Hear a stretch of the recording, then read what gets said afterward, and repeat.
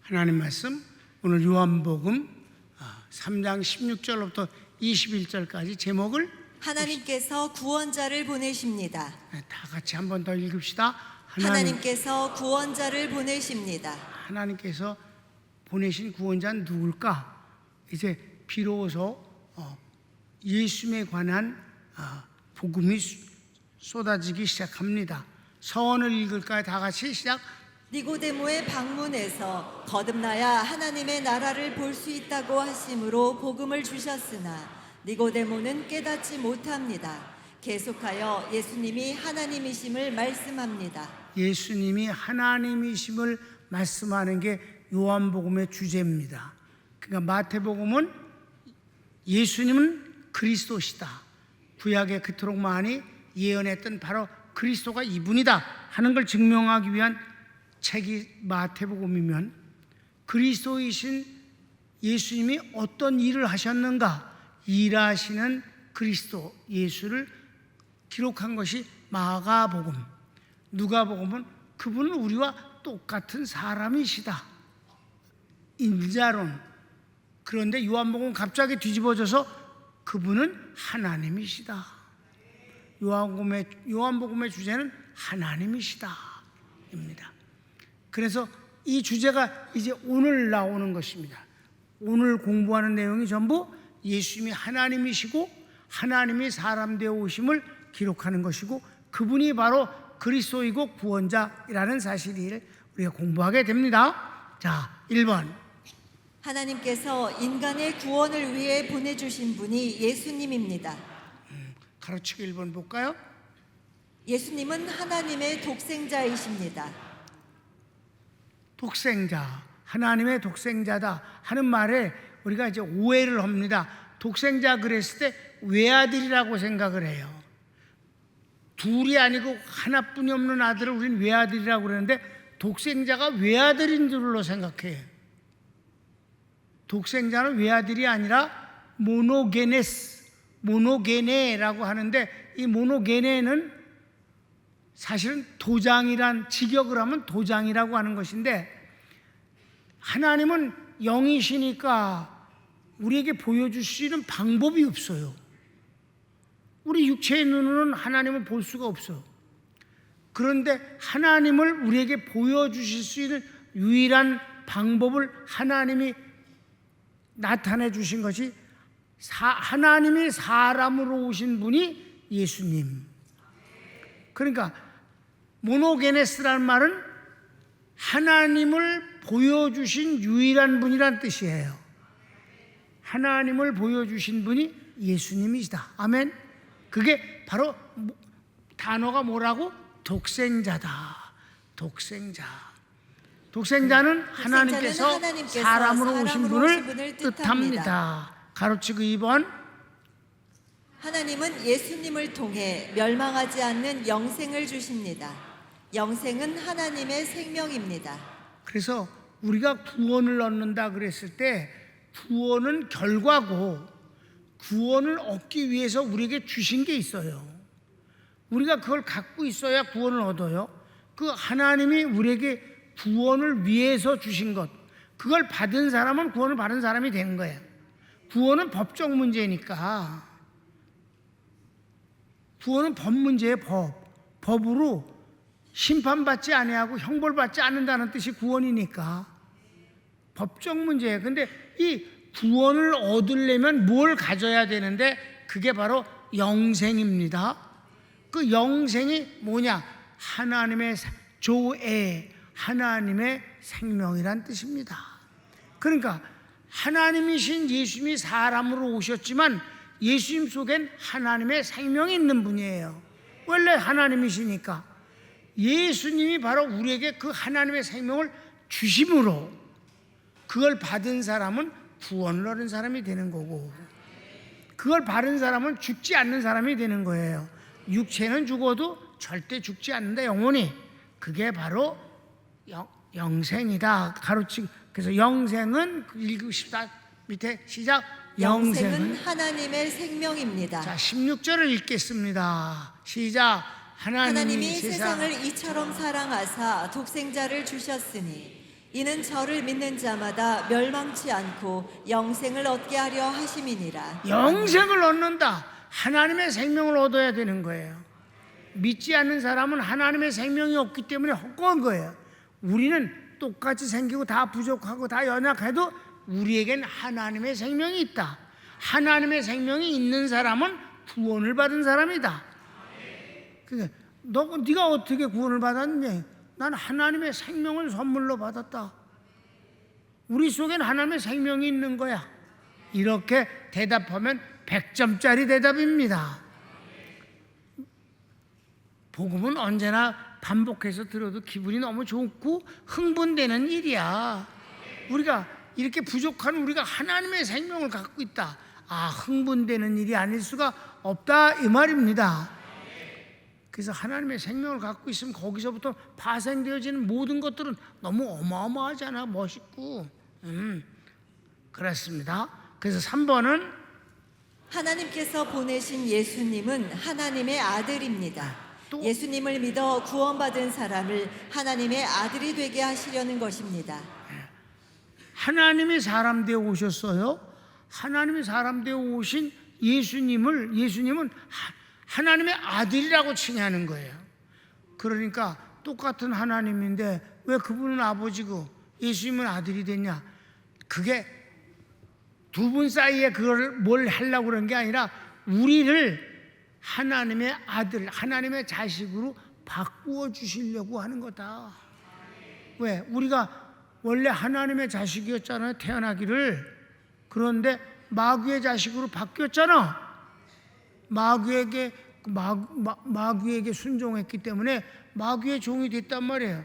그걸 하나님이 도로 찾아오시는 것이 도로 찾아왔다. 빼앗긴 걸 도로 찾아왔다. 그게 구속입니다. 구속이라는 단어는 다시 찾아왔다. 그럼 다시 찾아오려면 그대로 뺏으면 강도지. 그렇지? 값을 지불해야 도로 찾아올 수 있잖아. 안 그래? 그러니까 그걸 대속이라고 한다. 대속은 대신 값을 지불했다. 루트론. 그래서 대신 값을 지불하는 것의 마지막이 십자가에 죽으실 때 다 이루었다 하는 말씀에 관용구는 이스라엘에서 쓰는 관용구예요. 정의 영수함, 값을 다 지불했다. 값을 다 지불했다. 그 값을 다 지불했으니까 찾아올 수가 있는 거잖아요. 찾아올 때 그냥 찾아오는 게 아니라 하나님의 생명, 부활하신 생명을 주심으로 찾아와서 하나님의 아들이 되는 거다. 그걸 가리켜서 잡아. 우리가 이 구원의 순서를 보면 대속, 대신값을 지불해서 우리 이제 벌을 안 받게 만들었어. 죄값을 치러버렸으니까 예수님이. 아멘? 우리가 죄가 없어서가 아니야. 그분이 대신 다 값을 치러버렸어. 그리고는 부활하심으로 말미암아 부활이 왜 부활을 돼? 하나님의 생명을 누가 죽여? 예수님을 죽일 수가 없는 거죠. 하나님의 생명이니까. 육체는 죽여서 담당을 시켰지만은 하나님의 생명을 죽일 수는 없으니까 그건 당연히 부활하시는 거지. 그 부활하시는 하나님의 생명을 우리에게 선물로 주시는 거예요. 자, 시작. 대속, 구속, 영생, 구원. 이거다. 네 가지. 다 같이 합시다. 자, 시작. 대속, 구속, 영생, 구원. 완벽한 복음이다. 그래서 그 결과가 어떻게 됐어요? 하나님의 자녀가 돼서 하나님을 본 적도 없는 여러분이 맨날 아버지 해대지 않느냐 이 말이에요. 아니 언제 아버지라고 하자고 무슨 저 서류 작성한 적 있어? 왔다 갔다 신고한 적도 없잖아. 근데 참 누구든지 예수님만 믿으면 하나님을 아버지라고 부른단 말이야. 그게 참 신기한 일이 아니냐. 아니 여러분이 언제부터 하나님을 아버지라고 부르기를 맘먹었어요? 그런 적 없어. 남이 하기 때문에 따라한 게 아니야. 그냥 성령이 내 속에서 하나님을 아버지로 부르도록 시켰다 이 말이에요. 그래서 내 의지로 하면 기억이 나는데 그래서 세례받은 날은 기억을 해. 근데 하나님을 아버지라고 부르는 날은 기억 못해. 그거 참 이상하지 않아? 그게 바로 성령의 역사이기 때문에 기억이 안 되는 거예요. 내가 이렇게 하면서 하나님을 아버지로 한 나를 기억하는 분, 선교사 중에서 손든 놈이 있어. 나 진짜 난감해. 그래서 넌 진짜 의지가 대단한가 보다. 그날 진짜 기억해? 그러니까 기억한대. 그래서 그럴 수도 있고 안 된다는 건 없는 거니까 그 어떤 감격 속에서 하나님 아버지라고 부를 수도 있었겠지. 그 기억한데 그래도 없다고 그래야 내가 말이 쓰잖아. 지나갑시다. 17절 읽읍시다. 하나님이 그 아들을 세상에 보내신 것은 세상을 심판하려 하심이 아니요 저로 말미암아 세상이 구원을 받게 하려 하심이라. 그래서 구원을 받은 사람의 결과가 아들이야. 대속, 구속, 영생, 구원, 아들, 자녀. 하나님을 아버지라 부르게 된다. 이러면 끝인 거예요. 아멘? 그 뒤에 이어지는 축복은 성령에 의해서 은사가 넘치는 것도 다 있는 것이. 큰 이번 하나님께서 보내신 독생자 아들 예수님을 믿는 것이 구원입니다. 지금까지 정리한 거예요. 하나님이 보내신 독생자, 그 다음에 아들, 그리고 예수님이라는 구원이라는 예수님을 믿는 것이 곧 구원입니다. 정리한 것이니까 18절을 읽으면 이게 정리가 됩니다. 시작. 저를 믿는 자는 심판을 받지 아니하는 것이요 믿지 아니하는 자는 하나님의 독생자의 이름을 믿지 아니하므로 벌써 심판을 받은 것이니라. 아멘. 여러분, 우리가 구원이라는 단어는요 반전이라는 단어예요. 구원은요 심판을 안 받은 사람은 구원이란 말이 없어. 감옥에 들어간 사람이라야 석방이라는 것이 있는 거예요. 구원은 반전의 단어입니다. 심판을 받아야 구원이란 말이 쓰여지는 겁니다. 죽어야 부활이라는 단어가 필요한 겁니다. 그런 거지. 그러니까 구원은 반전의 용어거든. 근데 믿지 않은 사람들은 벌써 심판을 받았어요. 근데 심판받은 일을 모르기 때문에 그냥 살고 있는 거지. 우리도 똑같이 심판을 받았었는데 그 심판에서 우리를 구원하셨기 때문에 다시 심판을 받지 않는다 이 말입니다. 일반 법도 일사부재리 원칙이요. 한번 무죄 판결 나선 끝인 거야. 대법원에서. 그렇습니까? 또 잡아간다는 건 있을 수 없는 일이란 말이에요. 그러니까 우리는 심판을 받지 않는다. 우리는 심판을 받지 않습니다. 우리는 심판을 안 받고 뭐만 받냐? 상급에 대한 계산만 받는다. 상급에 대한 계산만 있지 심판은 없다. 그런데 믿지 않은 사람은 반드시 심판을 받는다. 그래야 지옥 가니까. 심판을 꼭 받는 것은 바로 믿지 않는 사람이고, 믿는 사람은 심판을 받는. 분명히 그랬잖아. 다시 한번 18절 읽어볼까? 시작. 저를 믿는 자는 심판을 받지 아니하는 것이요 믿지 아니하는 자는 하나님의 독생자의 이름을 믿지 아니하므로 벌써 심판을 받은 것이니라. 벌써 그러니까 윤리적인 문제를 갖고 구원을 논하면 아주 어리석은 일이다 이 말입니다. 우리가 착한 일을 많이 해서 구원을 얻는 게 아니다 이 말입니다. 하나님의 선물, 은혜로 구원을 얻는 거지요. 그러니까 그 윤리 문제를 구원을 의롭다 되는 걸 접근한다는 건 아주 어리석은 일이에요. 그건 그럼 기독교가 아닌 거예요. 그건 예수님이 필요 없는 거예요. 예수님은 우리의 그러니까 정리를 합시다. 심판은 누가 받는 건가? 죄를 다 지었는데 죄의 용서를 받지 못한 사람은 심판 받아야지. 용서를 안 받았으니까 심판 받는 거야. 근데 똑같이 죄를 졌는데도 불구하고 용서받은 사람은 심판을 안 받는 거야. 그러니까 여러분, 죄를 짓지 않아서 천국 가는 게 아니고 죄를 많이 지어서 지옥 가는 게 아니라 용서받은 사람은 천국 가는 것이요 용서받지 못한 사람은 지옥 가는 것이다. 한번 따라합시다. 용서받은 사람은 천국 가는 것이요 용서받지 못한 사람은 지옥 갑니다. 여러분, 복음이 얼마나 간단해, 명료하고 정확하잖아. 복음은 말이에요, 복음은 복잡한 게 아니에요. 사람을 살리는 게 복잡하면 살다가 죽어. 살려고 사는 것 같다가 죽어. 여러분, 빠르고 분명하고 확실해야 살아나는 거야. 아니, 죽은 자가 살아나는데 오래 주물럭거려봐 도로 죽어. 그러니까 사는 건 확실해야 되고 분명해야 된다. 복음은 그렇다. 오늘 여러분이 요한복음을 통해서 예수님을 확실하게 아는 거예요. 그리고 구원을, 심판도. 끝이야. 이게 요한복음 이거 3장 16절로부터 21절까지가 그냥 이게 복음이에요. 그냥 복음 자체야. 오케이? 그래서 예수님을 믿는 사람은 하나님의 심판을 받지 않습니다. 이미 했어. 2번.